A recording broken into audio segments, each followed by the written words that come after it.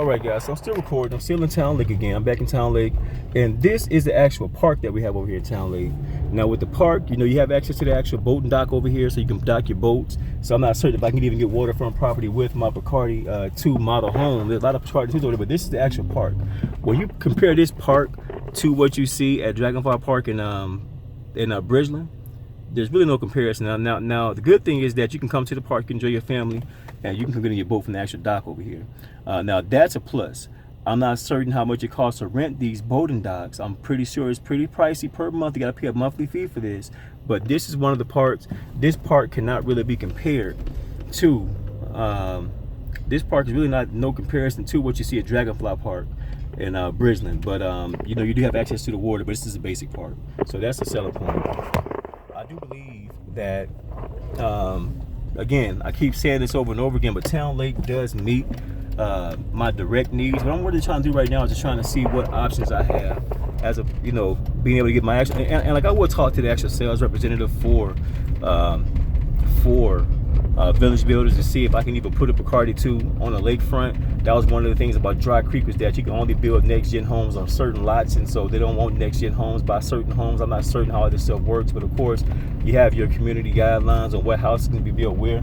I seen in this section that was most like a big cul-de-sac section to where we were for the Village Builders and Plantation Home Builders. Those sections, they had a lot of Bacardi 2s over there. I seen like about 2 different elevations of the Bacardi 2, several like the one that we're intending to build, but then also several like several of the other options, like the actual B elevation. None of the A elevations, but several of the B. But I don't want to be, I guess, in a lot that's actually directly behind my neighbor.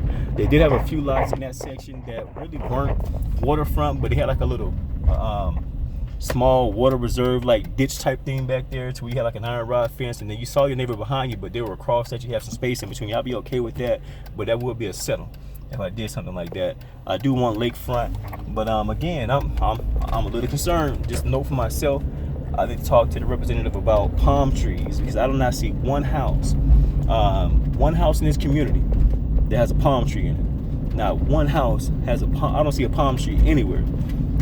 And I would assume with you being by the water, you would want palm trees, and so I have to pretty much get some more feedback on that to see whether or not if I can even put a palm tree